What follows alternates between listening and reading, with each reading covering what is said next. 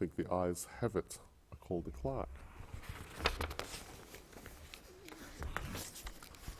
Second reading, a bill for an act to make various technical and minor amendments of the statute law of the Commonwealth to repeal certain obsolete acts and for related purposes.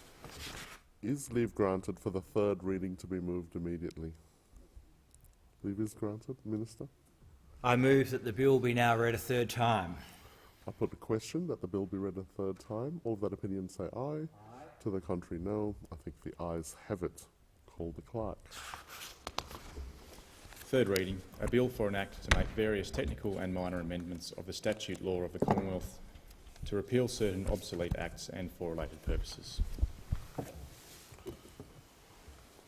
Government business, order of the day number 4, Telecommunications Legislation Amendment, Competition and Consumer Bill 2017, resumption of debate on the second reading. The question is that this bill be now read a second time. Excuse me. I understand it is the wish of the House to debate this order of the day concurrently with the Telecommunications Regional Broadband Scheme Charge Bill of 2017. Are there any objections? There being no objections, the Chair will now follow that course of action. The question is that this bill be now read a second time, and I call the Honourable Member for Greenway. Thank you, Mr Deputy Speaker. I rise to speak on the Telecommunications Legislation Amendment, Competition and Consumer Bill 2017 and the Telecommunications Regional Broadband Scheme Charge Bill 2017, and I move the amendment as circulated in my name. Mr Speaker, I wish to say from the outset that Labor endorses Schedule 3 of this bill. The proposed statutory infrastructure provider regime will offer certainty in that as we move beyond the initial NBN rollout, every Australian home and small business can continue to access high-speed broadband infrastructure. This proposes to legislate an important reform that was first initiated by Labor almost a decade ago. Broadband is about liberating social opportunity and economic growth, two engines of the modern Labor Party. It is indeed for this very reason that we, on this side of the House, understand that access to high-speed broadband should not be a luxury or a random suburban lottery. Rather, it should be a fundamental right. In the information age, if opportunity does not begin in the home or in the classroom, then it simply does not begin anywhere. And without equality of opportunity, you are selling the nation short on economic growth. When the NBN was established, the policy objective of universal access was implemented through a statement of expectations issued to the NBN Co-Board. This in turn required the company to make the network accessible to all Australians as part of its rollout. It took those opposite many years to come to the party and sign up to the concept of a ubiquitous national broadband network. They resisted, but in the end they had no choice. The Australian public gave them no choice. So we can take a measure of satisfaction in having fought for and reached this point. The statutory provider obligations may also improve outcomes for small businesses setting up in new estates and commercial precincts. Coming from a local government background and a telco regulatory background, I and Labor appreciate that we need to improve the coordination between developers and infrastructure providers to ensure connectivity is available and ready for businesses to use once they are ready to start trading. I and my colleagues receive too many complaints about this problem and its impact, particularly on small businesses. This is an area where all tiers of government can continue engaging with the objective to improve the consistency of arrangements across states and developers. This comes back to the basics: early and consistent communication between developers and infrastructure providers to ensure the necessary planning and contracts are in place for the supply of communications services.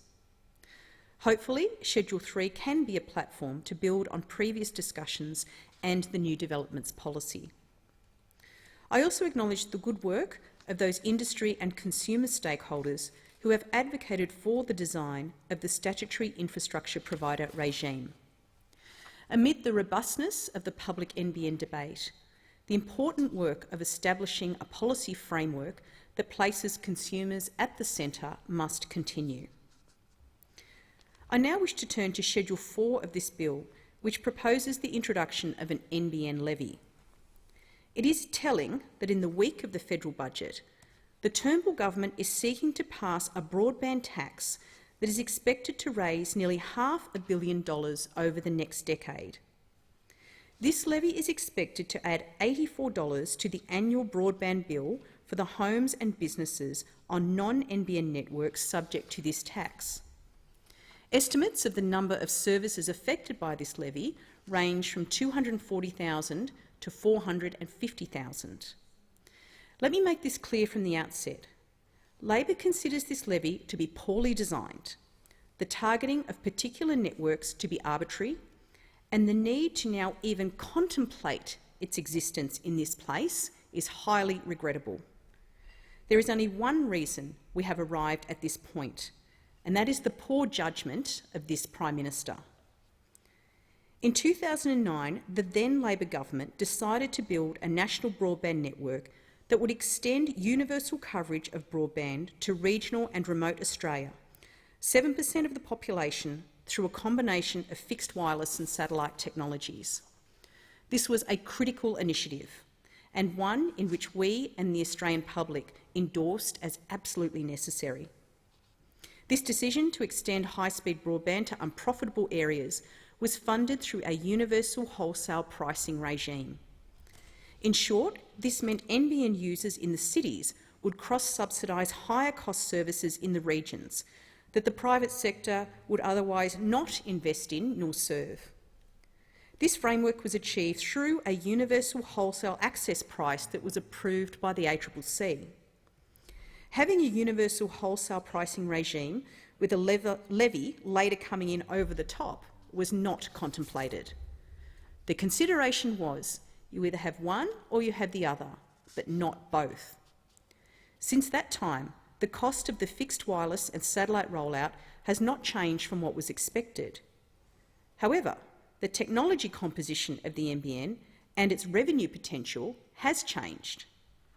We now have an inferior multi-technology mix, which, according to NBN Co's own analysis, will cost at least $200 million more per annum in steady state to maintain and operate, and generate $300 million less per annum in revenue relative to a fibre-to-the-premises network. That's a $500 million earnings gap. On top of this, in August 2017, there were roughly 300,000 homes, of which an estimated 220,000 would have been revenue generating, that disappeared off the NBN business plan. Yet cumulative capital expenditure forecasts for rollout completion increased by $1.4 billion from the year before. Now, this would suggest taxpayers are spending the same, or possibly more, for the NBN to serve fewer connected homes. That is another $140 million per annum in revenue that's not coming back. The proposed broadband levy before this Parliament is a consequence of the failures of a government that consistently gets the big calls wrong. It is an admission the economics of the multi-technology mix have deteriorated. The Prime Minister knew there was no way he could deliver the NBN for $29 billion by the end of 2016. Then he promised to deliver it for $41 billion, but that promise also came and went. We now have a $49 billion multi-technology mix whose long-term economics markedly differ in comparison to a fibre rollout. This second-rate network costs more to maintain, delivers slower speeds, and will require expensive future upgrades that could have been avoided. Furthermore, the NBN has less revenue potential, and the multi-technology mix is more exposed to wireless competition. NBN Co recently confirmed that for every 1% loss of market share to mobile competitors, the business case could forego up to $1.5 billion in revenues over the life of the project. In April this year, the CEO of Telstra estimated 1 million more consumers, on top of the number today, could substitute from NBN to wireless. If that number materialised at some point in the future, it could reduce NBN's market share to 65%. Critically for the taxpayer, none of these costs or risks are reflected in the $49 billion price tag. In addition, it is questionable about the extent to which these risks are adequately reflected in the projected internal rate of return. Fibre, by contrast, would have preserved an indefinite performance and reliability edge for decades to come. But the copper being deployed by this government has already ceded that edge. It is also worth noting that prior to the 2013 election, the now Prime Minister was encouraging companies to invest in fixed-line infrastructure and bypass the NBN. By encouraging fixed-line providers to bypass the NBN, particularly given the significant public investment that was being made, this Prime Minister scored an own goal. His poor judgment has undermined NBN Co's revenue streams that would otherwise have improved the capacity of the company to support services for regional consumers and delivered a better return for taxpayers. The Prime Minister understood that what he was advocating for would actually undercut the NBN business model. He understood this very clearly, but that seemingly didn't matter to him in 2013. As a prospective incoming shareholder minister, his desire to see the NBN undermined by competitors was both disappointing and contrary to the public interest. It was no coincidence that TPG announced some 10 days after the 2013 election that it planned to deploy a fibre to the basement network to up to 500,000 premises that NBN intended to serve. Networks expanded, investments were made, and the revenue sensitivities of the NBN business case became more acute. The cost of the NBN increased from $29 billion to $41 billion in late 2013. By August 2015, the cost of the multi-technology mix had again blown out by a further $8 billion. Leaks revealed the cost of remediating the copper network had increased tenfold to over $600 million. Come 2017, retail service providers were sanctioned for charging customers for speeds the copper NBN could not deliver. Statements released by the ACCC indicated 1 in 2 customers on the top speed tiers had their speeds downgraded and were being compensated as a result. The Senate has also established that no funding has been set aside in the NBN business case out to the year 2040 to upgrade the copper footprint. Or put another way, the already precarious economics of the NBN business case operate on the assumption that Australians won't need their copper connection upgraded for at least another 23 years. The chief NBN engineer apparently doesn't believe this. Telecommunications experts don't believe this, and the Australian public wouldn't accept this. Yet that is the assumption underpinning the government's NBN business case. Then in late 2017, the HFC rollout was brought to a halt due to ongoing reliability issues and service dropouts. Leading up to this period, the NBN CEO was giving radio and television interviews arguing for a new tax on mobile services. More recently, it was revealed NBN put a secret proposal to the government to dump the entire HFC network. This is hardly surprising given the cost of the Prime Minister's HFC rollout and its increase by almost $2 billion over recent years. This is a collective measure of the difficult times we are in. It is the consequence of an expensive multi-technology mix that remains as confused and incoherent in 2018 as it was in 2013. But I do wish to observe that more broadly, the fact that we are standing here in the House today debating the introduction of a new broadband levy being proposed by the government, while we have a universal wholesale pricing regime that will deliver a regional cross-subsidy of over $700 million per annum by 2021, in conjunction with a $300 million per annum universal service obligation, that remains in need of reform, by the way, underscores the need for a more holistic and coherent approach to communications policy in Australia. And this government has been nothing short of hopeless on this front.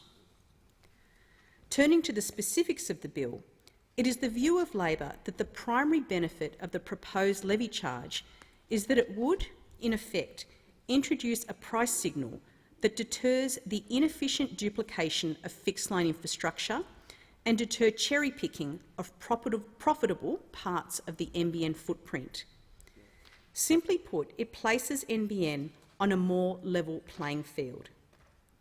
It is appropriate to ensure there is a level playing field so that fixed-line operators competing in areas NBN intends to serve or is serving, or those who are considering deploying infrastructure to compete directly with NBN down the track, understand they would not have a structural competitive advantage because NBN has to embed a regional cross-subsidy into its pricing. So, it is appropriate that NBN Co should be able to compete on a level playing field. What is important is that we are also clear about what the playing field actually is. Measures that aim to achieve a level playing field should not stray into already well-served markets where NBN is not obliged to invest its capital. The somewhat desperate inclusion of enterprise networks in this levy falls into this category.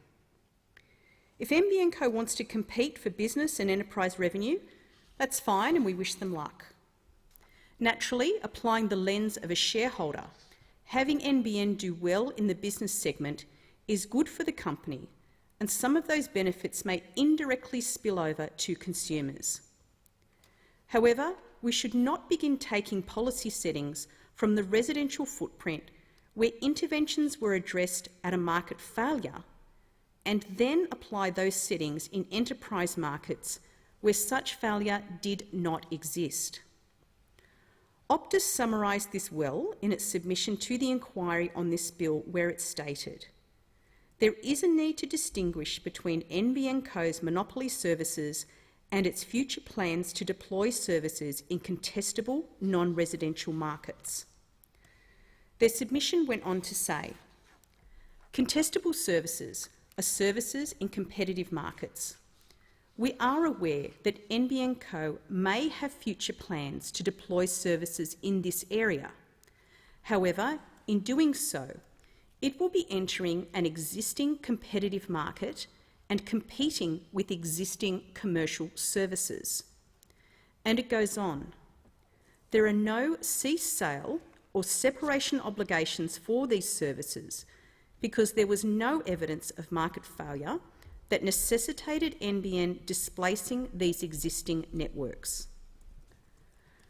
The retrospective application of this levy to existing greenfields networks is also deeply concerning, as these are areas where, again, NBN Co has not invested capital and is not required to serve.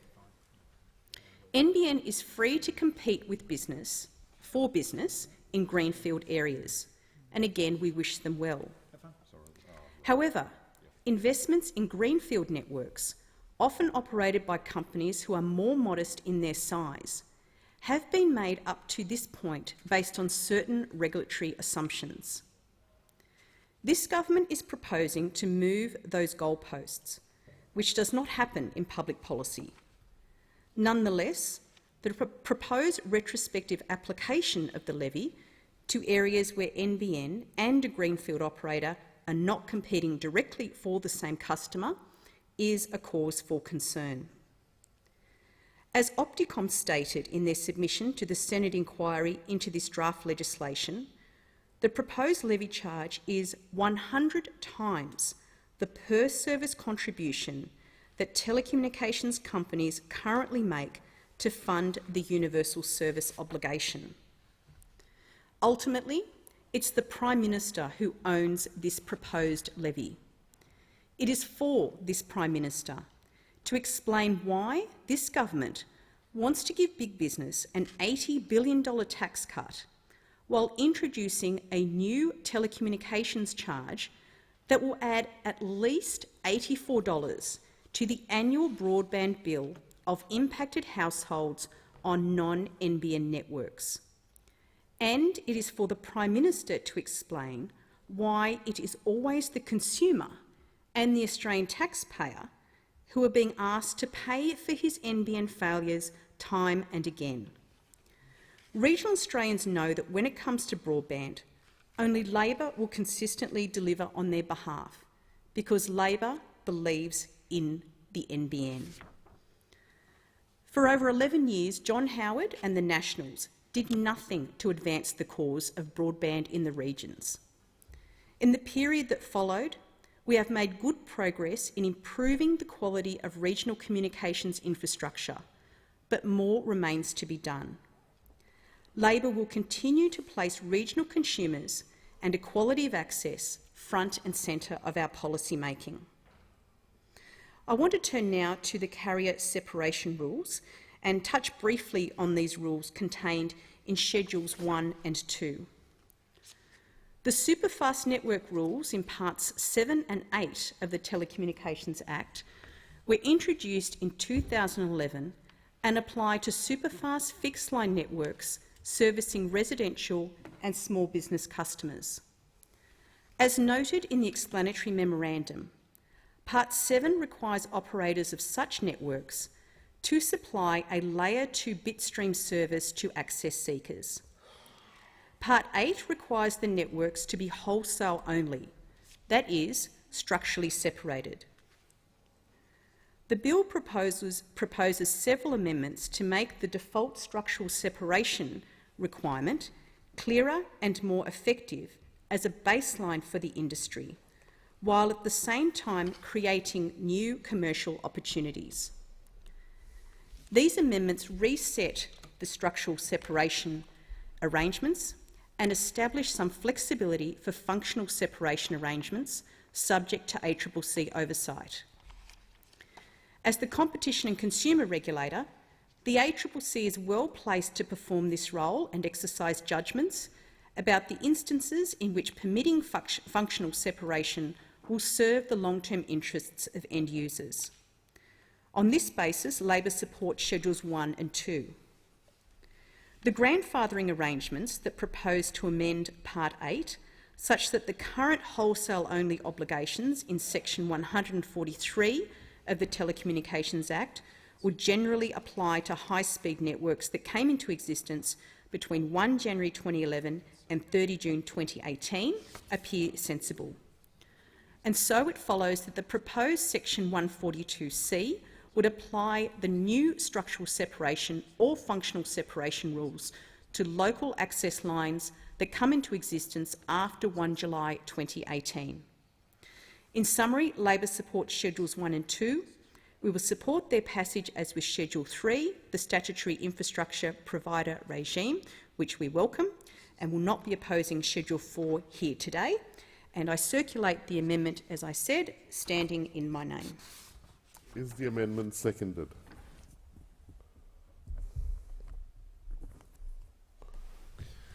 Yes, Mr Deputy Speaker, the amendment is seconded. Member from Blackstone. The original question was that this bill be now read a second time. To this, the Honourable Member for Greenway has moved as an amendment that all words after that be omitted, with a view to substituting other words. If it suits the House, I will state the question in the form that the amendment be agreed to. The question now is that the amendment be agreed to. I call the Minister. Thank you, Mr Deputy Speaker. I ask leave of the House to move a motion to refer bills to the Federation Chamber for further consideration. Oh, sorry, I move that the debate be adjourned. I put the question. All that opinion say aye. To the contrary, no. I think the ayes have it.